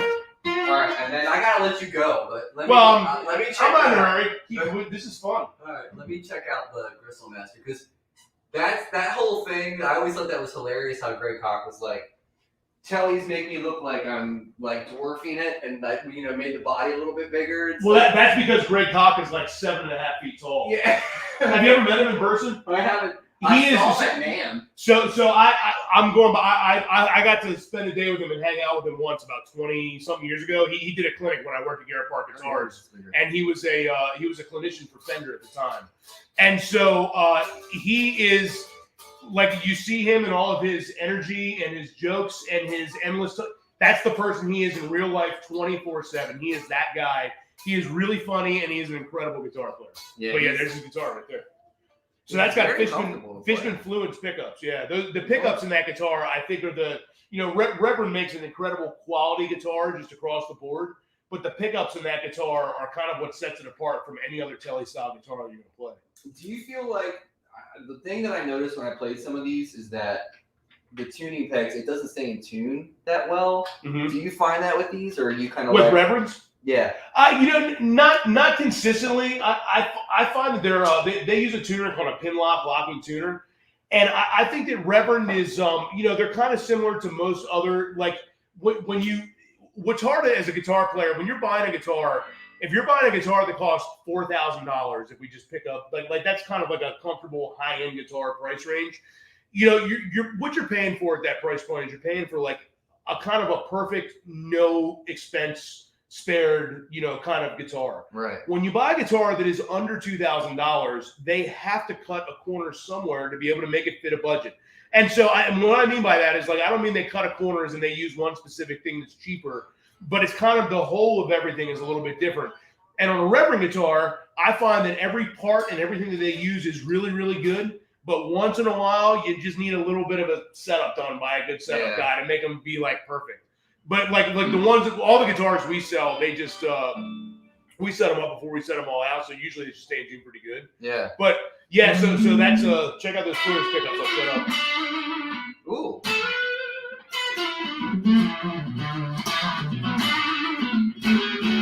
Mark's playing through a Supro with an 8-inch speaker, by the way. We've gone from one extreme to another.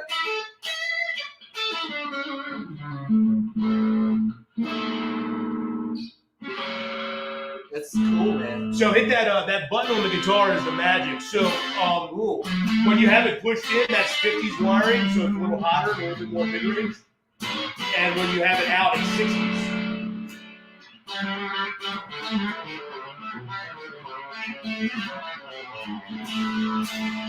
Man, that's got some.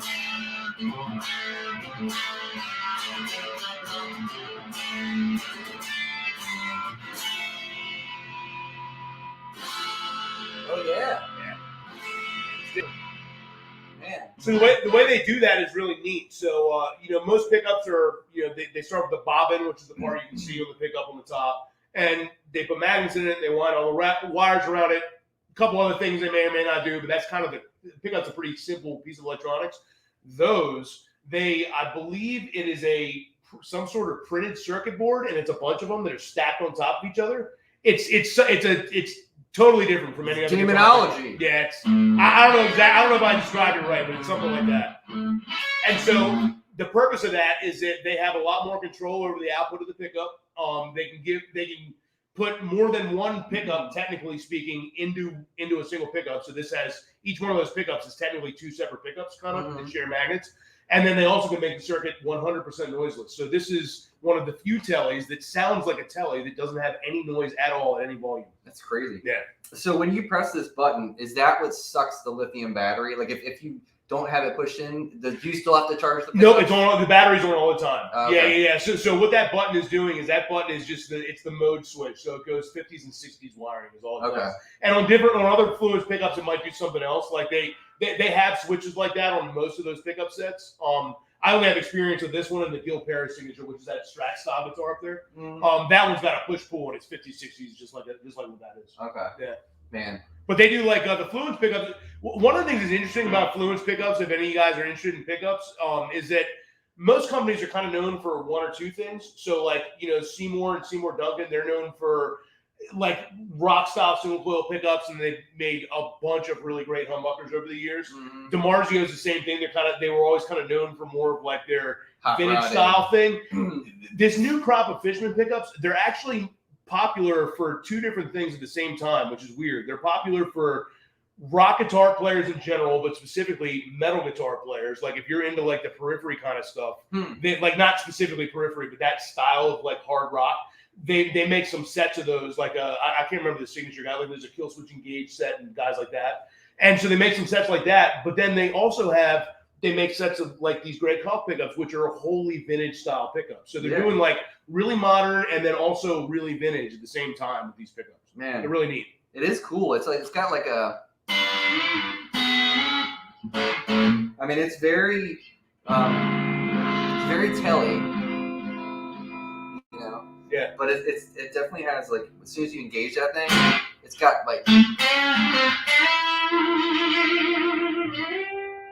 So think about it like I don't know if you have ever played like an actual like a white guard 60s Telly right next to a black guard Telly? Most people have. It's kind of a crazy question. Well, it's one of the perks of doing what I do for a living is I've gotten to do that.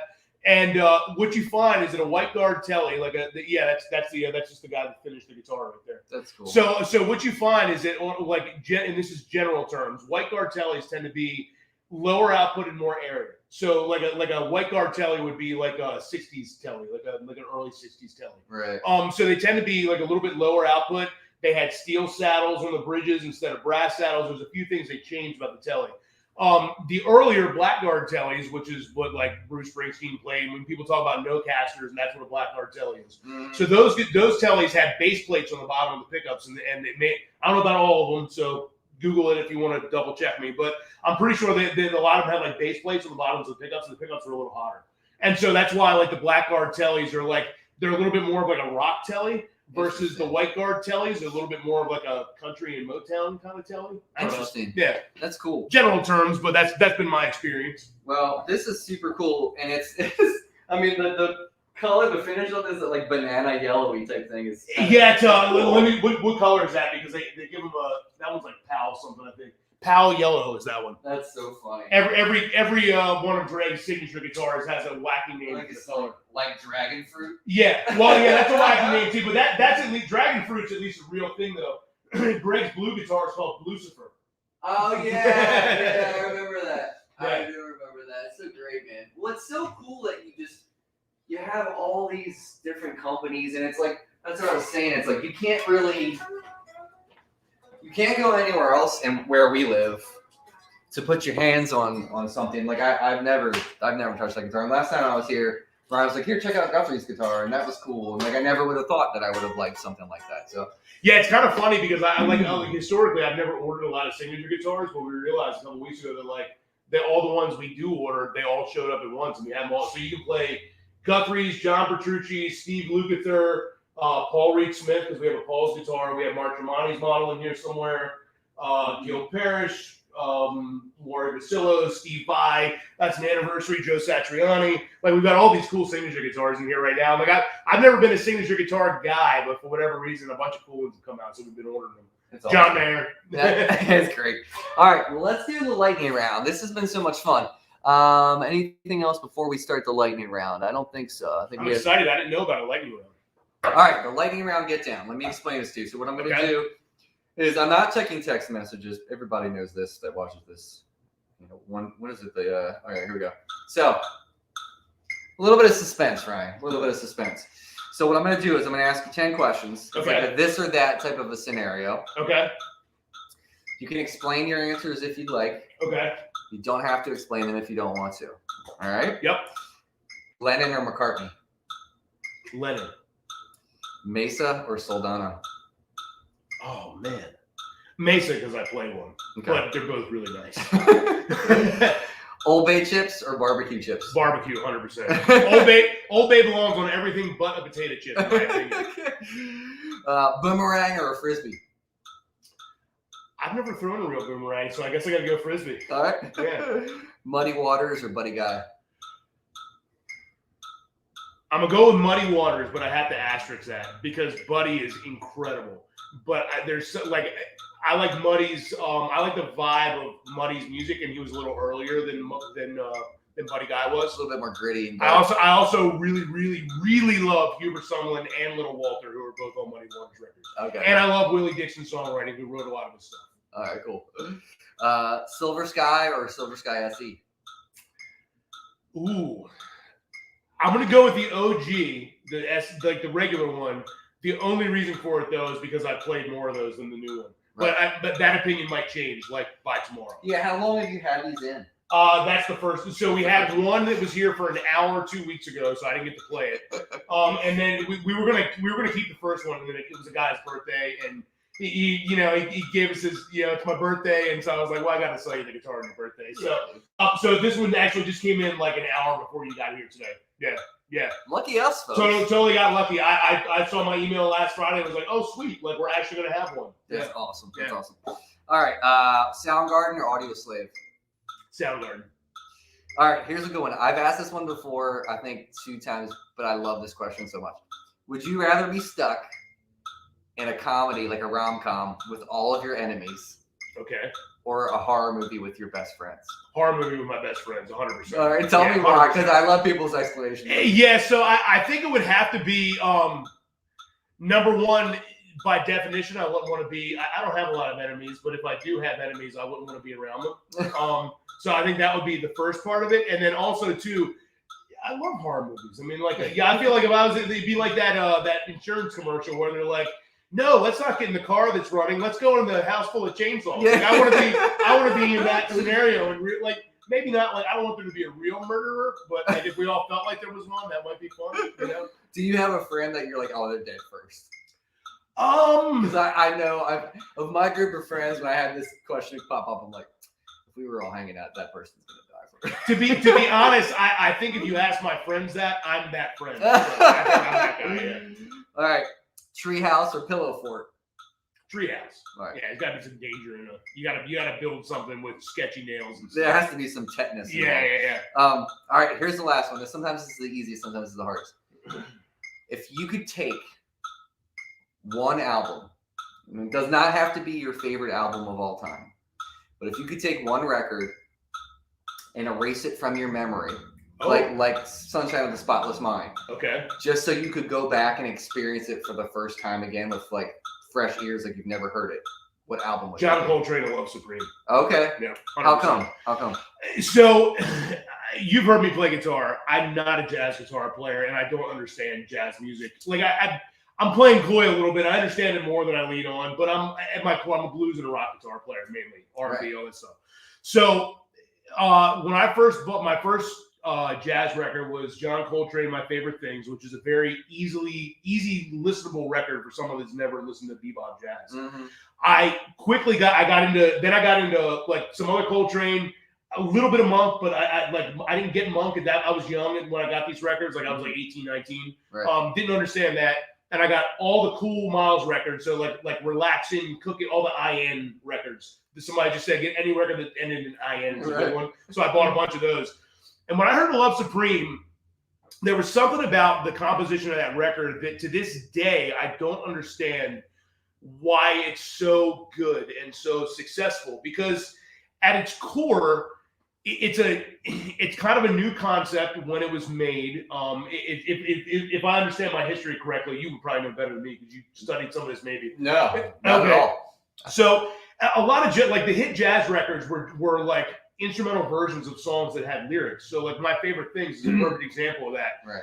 The John Coltrane's Love Supreme is a what do they call it? Not like microtonal. It's like a modal. It's one of the first successful records that's kind of more modal, I think, than like some of the more earlier bebop stuff was.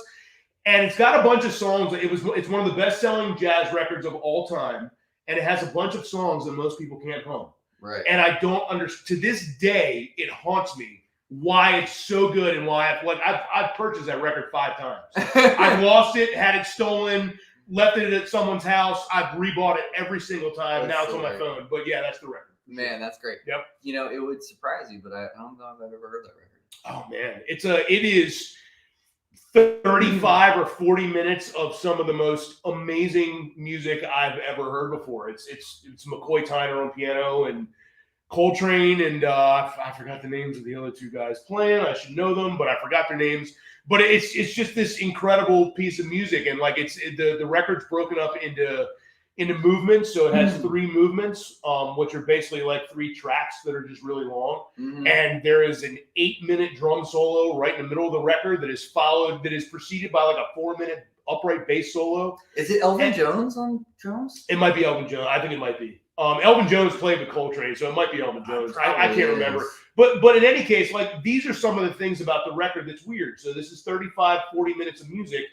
10 of it is a bass solo and a drum solo. That's so gangster. Which is weird. But when you listen to and it's also a record that my personal opinion, if you can't listen to the whole thing, you should not listen to it in pieces. Like I think you have to listen to it front to back. Right. And because where it starts, it comes back to later on with some of the not exactly like they don't like bring the hook around or anything like that, but it's just one of these records that's always haunted me because I've never understood what makes it so good. Yeah. And I don't know if anybody does, which is why it's just by itself, but it's just this incredible piece of music. That's interesting. So like when you said there's almost like comedy callbacks to a previous melody or something. Not exactly. Like there's just I can't play hardly any of it, but I can play a little piece of it. So like the second movement is like this minor thing.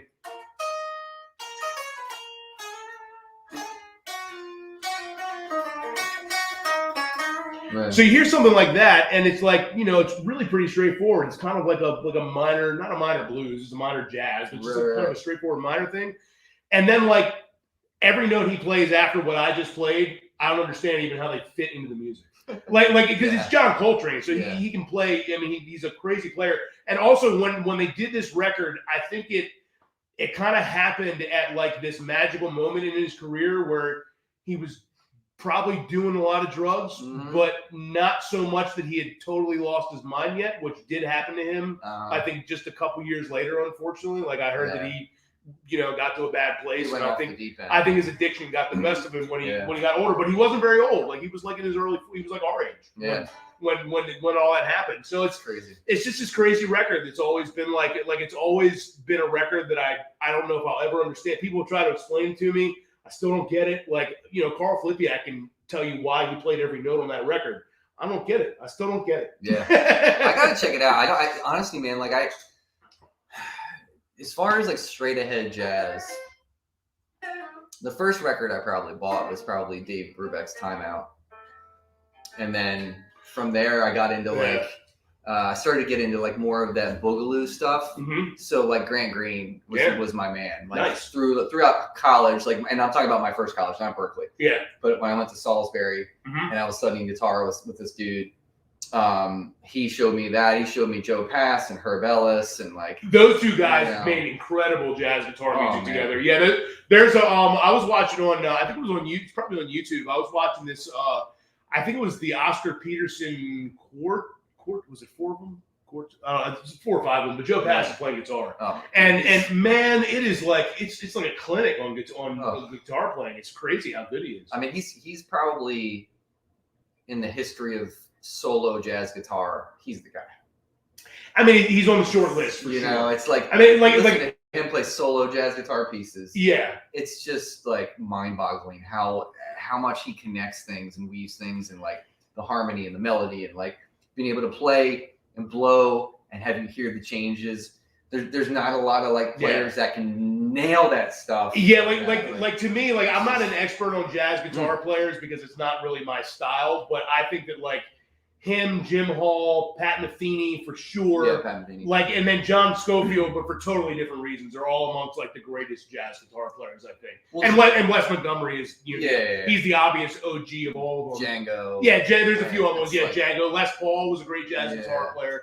Crazy. But yeah, like those guys were like the stuff that they played was just insane. And I think Scofield for me, I probably heard that stuff whenever a go-go came out with Medeski, Martin Wood. Yeah. Whenever that came out, I might have been in high school. I just remember my older brother had it. My older brother was like, "Happy birthday, Matt! It's my brother's birthday today."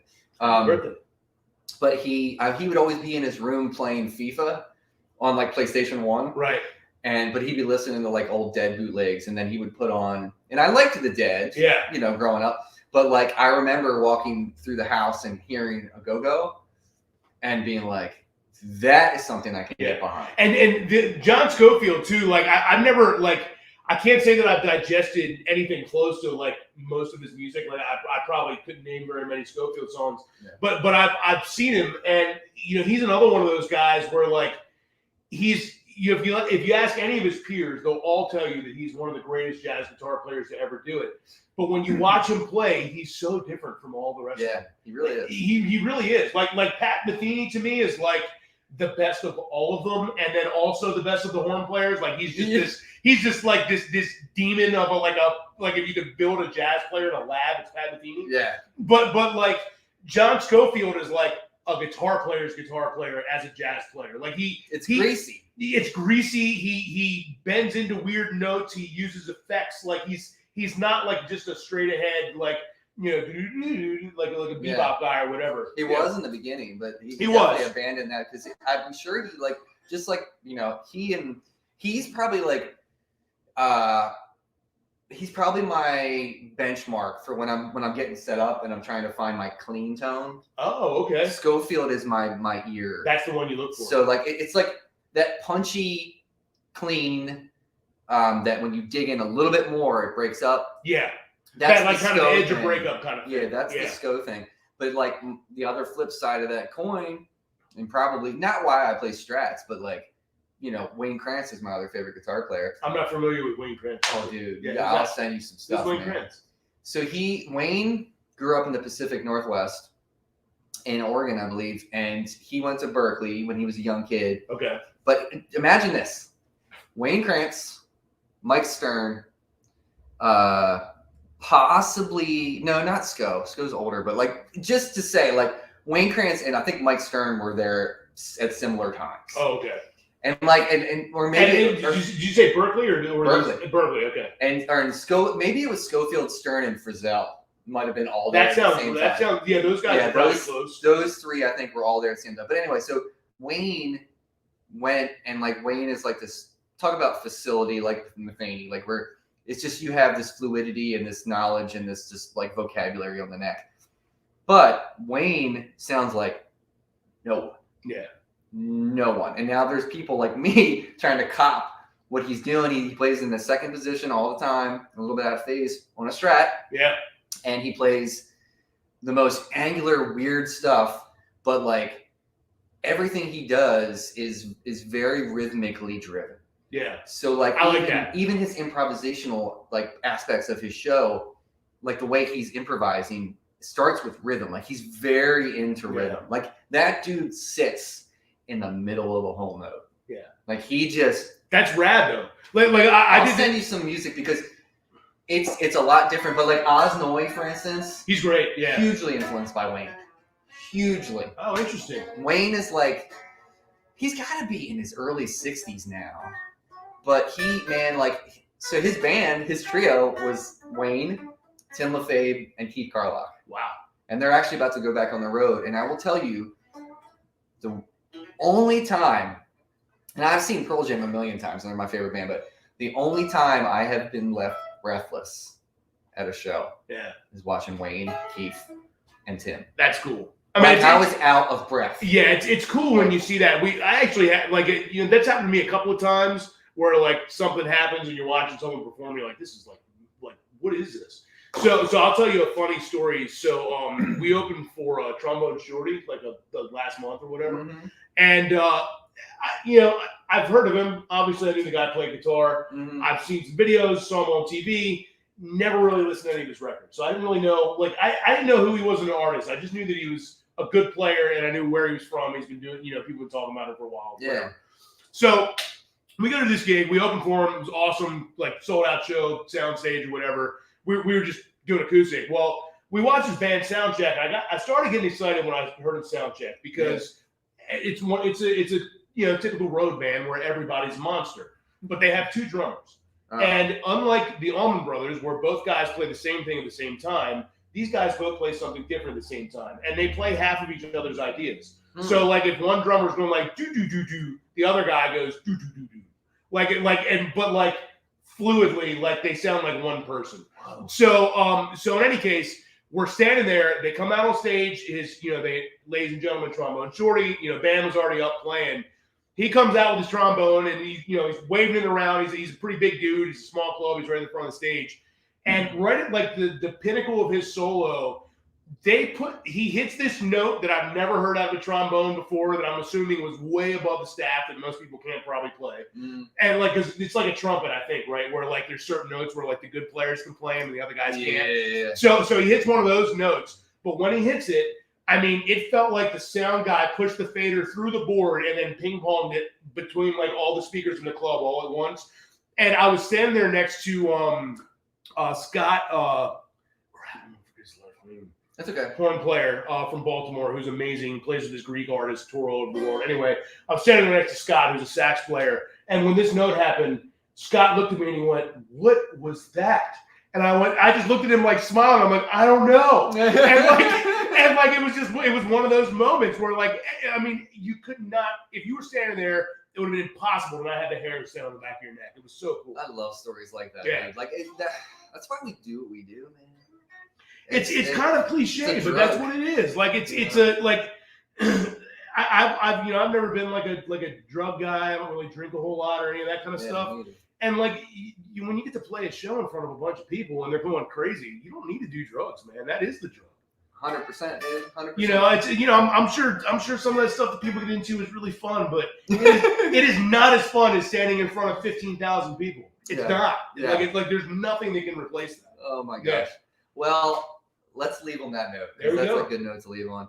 Ryan, thank you for It's been a lot of fun, inviting man. me in to hang out here and stuff. And this has been exciting. Yeah. You and I have known each other kind of peripherally for the last few years, but this is probably the longest we ever got to sit down and talk. Yeah, it's nice. It's really cool. nice, man. So there you go, guys. See, he really does save these conversations for you guys. We don't, we could have talked about all this stuff before, but we saved it for this. I mean, even when I had the most famous of famous people like Charlie Hunter, he's like, "Well, what are we going to talk about?" I'm like, "I don't know." Yeah. And I'm not going to tell you what's in this book. This is my book of all my questions. But I never. You're an X-Men apparently. Too. Yeah, I know. I'm a big Marvel nerd. I am too. I saw Spider-Man, the new Spider-Man yesterday. Oh, don't tell me I haven't seen it. I haven't gone to a movie theater because we're still being a little careful. It was my first one since the pandemic started. Okay. Here's what I'll tell you. I'm not going to ruin anything. Okay. Did you watch it did you watch the last couple, like on Disney Plus or whatever? Oh, yeah. This one's way better than any of those. Way better. Okay. Like, I was a little disappointed with the last couple Disney movies. Black Widow I thought was pretty good. What was the other two? Eternals and what was the third? Shang-Chi. Shang-Chi, yeah. That was fun. Shang-Chi was super fun. It sucked compared to Spider-Man. Spider-Man was way better. That is, I mean, it was good, dude. Spider-Man's really my boy, so like I'm excited about that. Well, this is the most Spider-Man-y Spider-Man movie you've ever seen. You're gonna have fun. Yes. All right. It's gonna fulfill all of your thoughts on what a good Spider-Man movie is. Oh, I cannot wait. Yep. All right, babe. We're gonna go to the movies sometime soon. There you go. All right, guys. Thank you to Ryan. Check out his shop. Ryan, what's the website again? RyansGuitarExperience.com. Okay, check it out. Yeah, whatever you need. He's got it all. So just hit him up. But you guys take care of yourself. Take care of each other. See you next time.